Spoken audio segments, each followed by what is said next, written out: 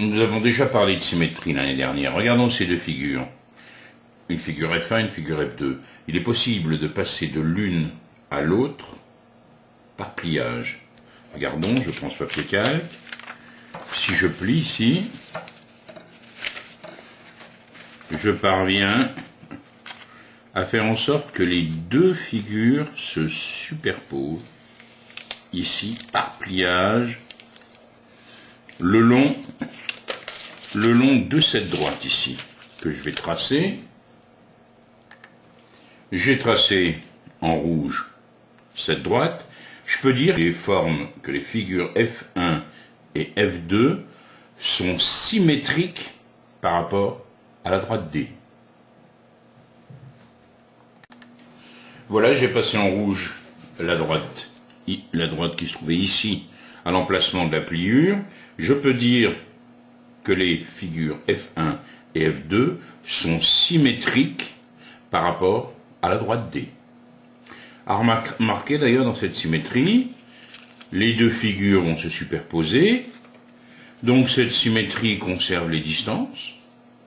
La distance ici de ce segment sera la même que la distance ici qu'on trouve sur le segment qui lui est symétrique. Elle conserve aussi les angles, cette symétrie. Elle conserve bien sûr l'alignement des points. Si j'ai 3 points A, B, C ici, je vais les retrouver ici, bien sûr, alignés. Deux figures sont donc symétriques par rapport à une droite si elles se superposent par pliage le long de cette droite. Voici une figure qui représente une carte à jouer. Eh bien, si vous regardez bien, par rapport à ce que nous sommes en train de voir, eh bien, si vous pliez à un endroit particulier, vous apercevrez que deux parties de la figure se superposent exactement. Donc je vais passer mon doigt sur la pliure. Cette pliure, que je vais passer en couleur. Voilà, cette pliure, je vais appeler la droite D. On dit que D est l'axe de symétrie de cette figure.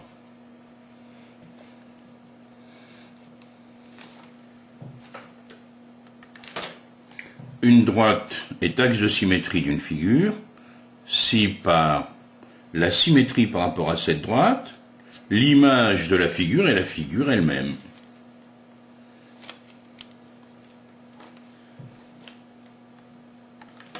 On peut remarquer ici qu'il y a un deuxième axe de symétrie. Si je plie de cette façon, les deux parties de la figure vont se superposer. Je peux tracer alors à ce moment-là un deuxième axe de symétrie. Certaines figures ont plusieurs axes de symétrie. Voici une figure possédant 4 axes de symétrie. Nous avions vu l'année dernière que le symétrique A' d'un point A par rapport à D est tel que D devienne la médiatrice du segment A'. Bon, vous vous souvenez de ce que c'est qu'une médiatrice d'un segment. La médiatrice d'un segment, elle passe par le milieu du segment et elle est perpendiculaire. Donc quand on voulait tracer le symétrique de A par rapport à D, on savait que D allait être perpendiculaire à A'. Et comme D était la médiatrice de A', on n'avait plus ici qu'à prolonger en prenant la même distance de A ici à la droite et en la reportant. On avait à ce moment-là le point A'. On avait une manière plus élégante, plus rapide aussi, uniquement avec le compas, toujours en utilisant les propriétés de la médiatrice, puisque tous les points de la médiatrice sont à la même distance de deux points symétriques. Ici, je vais jusqu'à B. Je sais que B' va se trouver quelque part sur cet arc de cercle. Je prends un autre point de la droite, je fais de la même façon. Et je sais qu'ici, à l'intersection des deux arcs de cercle, j'ai le symétrique de B par rapport à la droite D.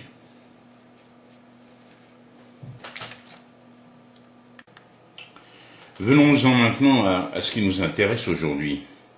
Bon, vous voyez ici, j'ai de nouveau deux figures. J'ai une figure rouge, là une figure 1, et puis une figure 2. Bon, manifestement, ces deux figures ont quelque chose en commun. Hein. On a le sentiment qu'on pourrait là aussi les superposer. Je les ai recopiés sur un calque ici. Bon, si je regarde mon calque, si je plie, c'est pas comme tout à l'heure, je peux pas les superposer de cette façon-là. Alors observons bien comment passer de la figure rouge à la figure bleue. Est-ce qu'il y a un moyen, une technique? Eh bien, en fait, on va plus procéder en pliant, on va procéder en tournant. Essayons avec la pointe du compas, que cette pointe de compas nous serve d'axe de rotation. Bon, on a le sentiment qu'ici, si je me place à peu près dans cette zone, quand je tourne mon papier calque, qu'est-ce que j'ai? J'ai à ce moment-là, par rotation, la figure rouge qui vient sur la figure bleue et inversement. Le seul problème, c'est que j'ai mal placé mon compas, je l'ai pas placé un peu trop bas. Attention, je vais essayer de corriger un petit peu. Ici, voilà, c'est presque bon.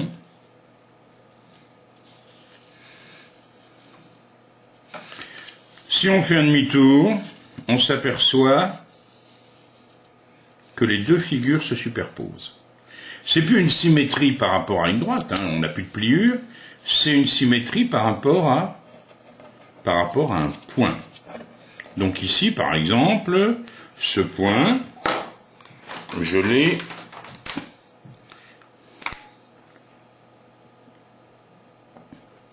ici. On dit que les deux figures, F1 et F2, sont symétriques par rapport à ce point, qu'on pourrait appeler par exemple O. J'ai ici deux figures, à nouveau une figure rouge, une figure bleue. Manifestement, les deux figures doivent être superposables. Si je prends, comme tout à l'heure, un calque, je vais pouvoir tourner autour d'un point. Mais j'ai envie d'être plus précis et plus rapide. Ce point que je cherche ici, manifestement, il va être exactement au milieu de ce segment, du segment qui joint ici ces deux points. Pourquoi? Parce que je sais que ce point ici, quand je vais faire mon demi-tour, il devra se retrouver ici. Donc un moyen de trouver le centre de symétrie, c'est de prendre ici le milieu de ce segment. Donc normalement, si je mets mon compas à cet endroit, la pointe de mon compas, en exerçant une rotation, je devrais avoir une superposition des deux figures, c'est le cas. Les deux figures F1 et F2 sont symétriques par rapport à ce point. Alors, j'aurais pu, ici, pour trouver l'emplacement de ce point, j'aurais pu utiliser ces deux points-là, qui sont aussi symétriques apparemment. Ils sont symétriques par rapport au point O. Quand j'aurai fait mon demi-tour, ce point se retrouvera ici. Donc les deux figures F1 et F2 sont symétriques par rapport au point O. Si j'effectue un demi-tour, la figure F2 vient se superposer à la figure F1. Alors souvenez-vous de ce qu'on a dit tout à l'heure sur la symétrie par rapport à une droite. Elle conservait un tas de choses. Ben là, ça va être pareil, puisque les deux figures se superposent. Les angles ici vont être conservés. La mesure des angles va être conservée. La longueur des segments symétriques va être conservée. Évidemment, quand j'ai des points alignés ici, je les retrouve alignés ici. L'alignement des points va être conservé également. Observons bien maintenant ces deux figures. Y a-t-il une symétrie me permettant de passer, une symétrie centrale, me permettant de passer de la figure bleue à la figure rouge. Symétrie centrale, ça veut dire symétrie par rapport à un point. Alors ce point, je peux déjà le déterminer. Ici, quand je vais tourner d'un demi-tour, ce point et ce point seront symétriques. Donc, par rapport à ce point. Donc c'est à partir de ce point-là qu'en mettant mon compas, je dois réussir à avoir les deux figures qui superposent. Là aussi, conservation des distances, conservation des angles. On a ici deux cercles. Est-ce qu'ils seraient symétriques par rapport à un point haut? Bon, une fois que je ferai mon demi-tour, je sais que ce point ici, du cercle bleu, se retrouvera ici, par demi-tour. Donc, le centre, ici, de la symétrie que je vais faire, il serait ici, en plein milieu de ce segment, ici. Donc, voyons cela. Je prends le calque, ici.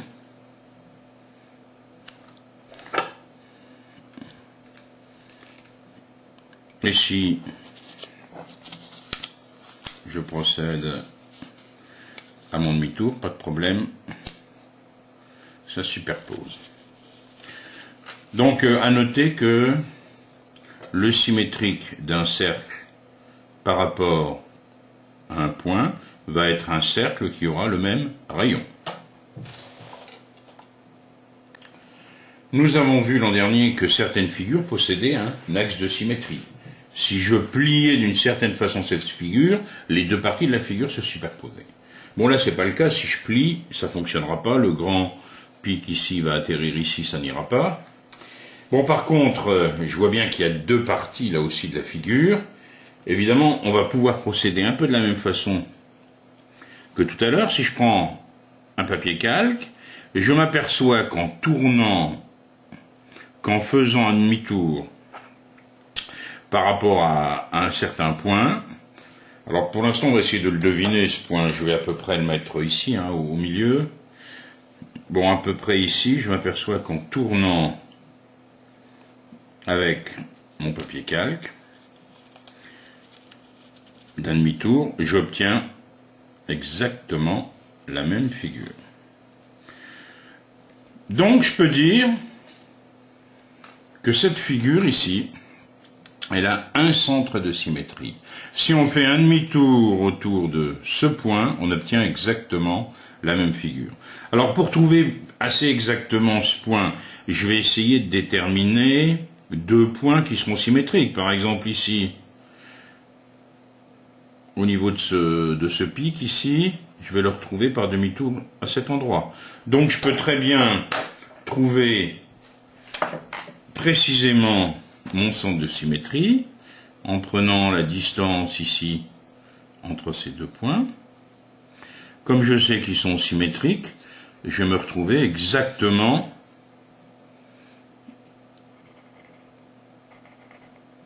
au milieu ici, et j'aurai à cet endroit le centre de symétrie.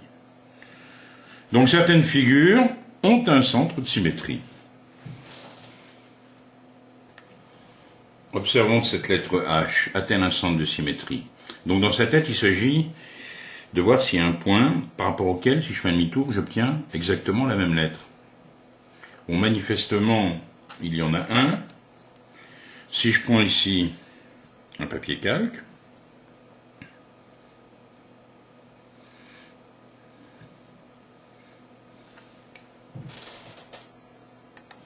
en pointant au milieu de la barre horizontale, je m'aperçois que je peux faire une rotation ici, autour de ce point, et que je vais avoir une superposition. J'obtiens donc, par demi-tour autour de ce point, la même lettre. Le la lettre H a donc bien un centre de symétrie. Si je prends maintenant la lettre N, on a aussi le sentiment qu'il y a un centre de symétrie. Voyons cela. Je prends là aussi mon calque.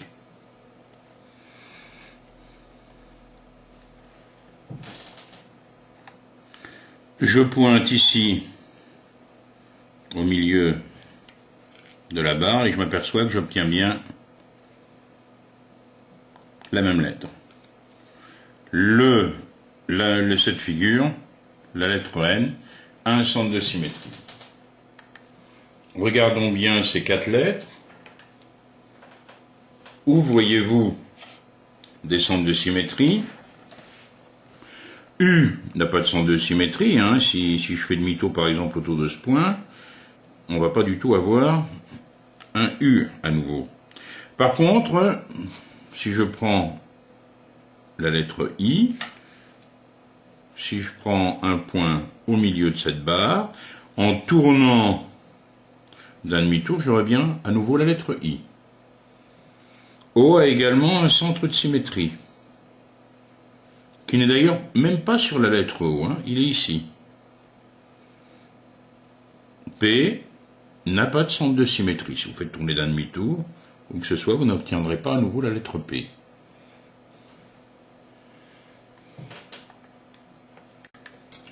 Comment faire pour construire le symétrique d'un point A par rapport à un point O?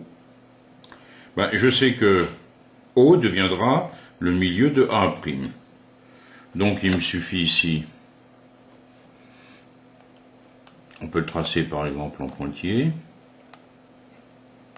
et obtenir à ce moment-là le symétrique A' en utilisant le compas. J'obtiens à cet endroit le point A'. Bon, ce que je peux aussi faire, qui est plus élégant, qui m'évite d'avoir un tas de pointillés, par exemple, si je veux tracer le symétrique de B, je vais commencer par me dire, bon, si je fais le symétrique de B, dans quelle zone il va être? Il va être dans cette zone ici. Donc, je prends mon compas, et puis je vais faire un arc de cercle, que j'espère pas trop important, pour pas... Voilà, ici. Je sais que le point B', il est quelque part ici. Alors dans ma tête, je dois être capable de me dire que O doit devenir le milieu de BB'. Et ensuite, pour placer BB', j'utilise ma règle, et je dis, bon, BB', il est forcément ici.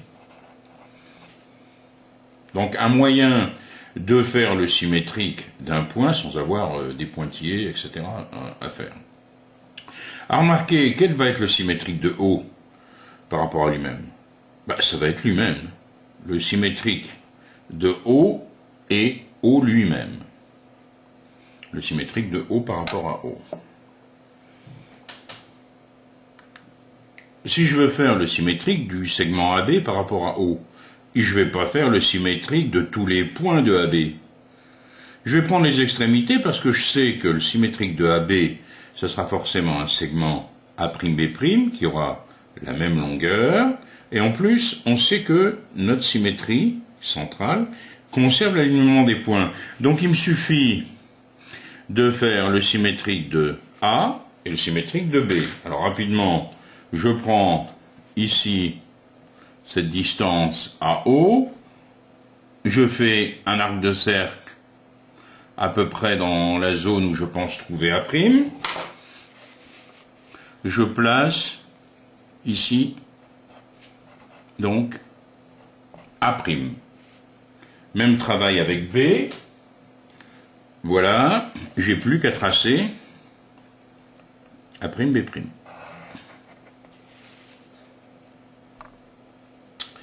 Bien, une chose importante, si vous imaginez qu'au départ, je m'étais intéressé à la droite AB, qu'on pourrait appeler par exemple D ici.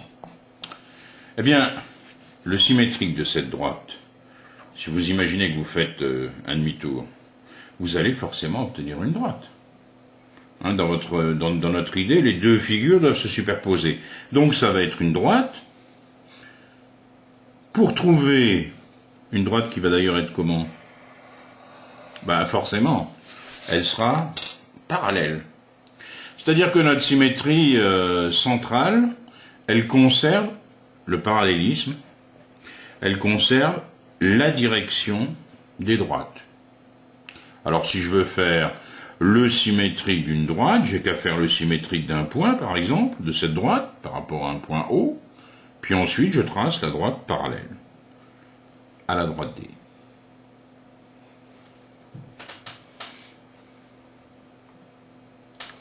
Faisons-le rapidement. Je veux faire le symétrique de la droite D par rapport à O. Je prends n'importe quel point de la droite D. Je vais placer le symétrique de A par rapport à A. Je sais que le symétrique de la droite D sera une droite parallèle à D, qui passera par A'. Donc il me reste à tracer la droite parallèle à D. Vous vous rappelez, en utilisant l'équerre et la règle, on fabrique une machine à tracer des parallèles. Voilà, je passe par A' et j'obtiens la droite D' symétrique de la droite D par rapport au point O.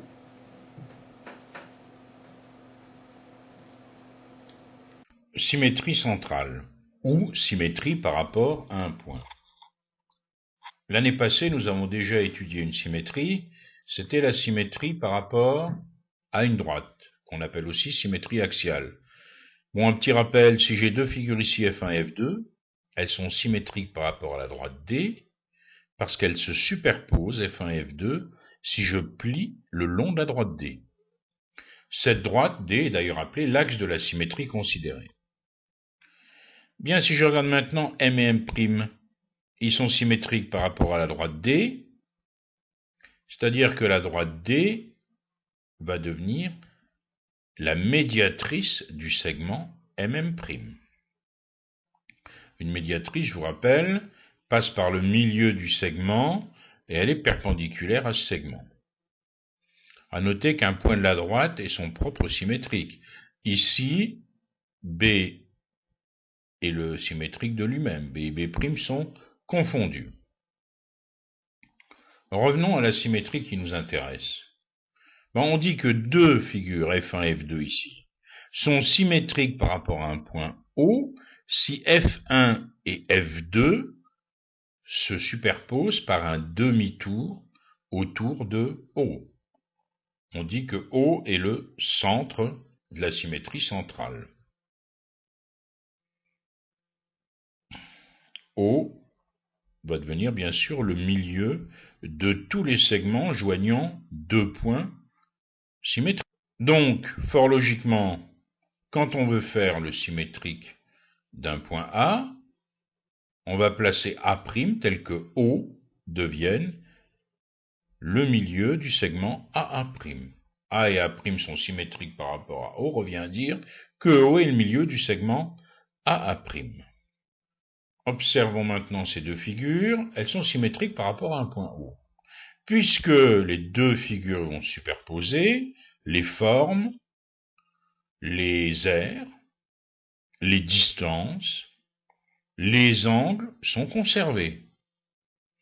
On obtient deux segments ici, on a AB et A'B' qui ont la même longueur. On a ici deux angles qui sont égaux parce qu'ils sont symétriques par rapport au point O. Voyons les propriétés. Si on fait le symétrique d'une droite, on obtient une droite qui va être parallèle. Regardons ici. On a une droite. En faisant le symétrique par rapport au point O, on obtient bien une droite, forcément, puisqu'on parlait de superposition tout à l'heure. Et cette droite D' est parallèle à la droite D. Si on prend maintenant une demi-droite, eh bien, le symétrique d'une demi-droite par rapport à un point, c'est une demi-droite qui va lui être parallèle, en ayant les deux origines des demi-droites qui seront symétriques. Prenons par exemple ici la demi-droite AD, ici, que je désigne en utilisant les deux points A et D. Eh bien, le symétrique de cette demi-droite, ce sera la demi-droite A'D'. Et si vous prenez A et A', les origines des deux demi-droites sont symétriques par rapport à O. Maintenant, si je prends le symétrique d'un segment, bon, prenons le segment AB. On a ici le symétrique de AB qui va être un segment parallèle de même longueur.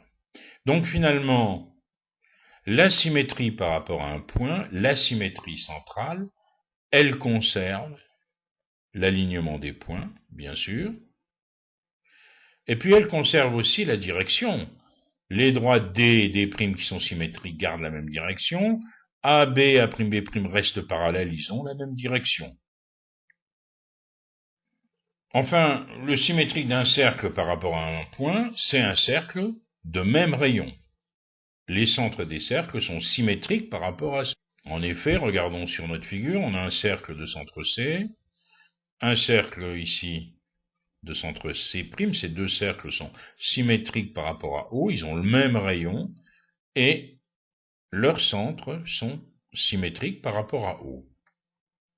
On dira qu'un point O, c'est le centre de symétrie d'une figure si la figure symétrique est la figure elle-même. Un point O est le centre de symétrie d'une figure F si la figure symétrique de F par rapport à ce point O est la figure elle-même. Donc vous prenez ces exemples ici. Si vous faites un demi-tour autour du point qui est indiqué, vous obtenez exactement la même figure. Donc les points ici marqués d'une croix sont les centres de symétrie de ces figures.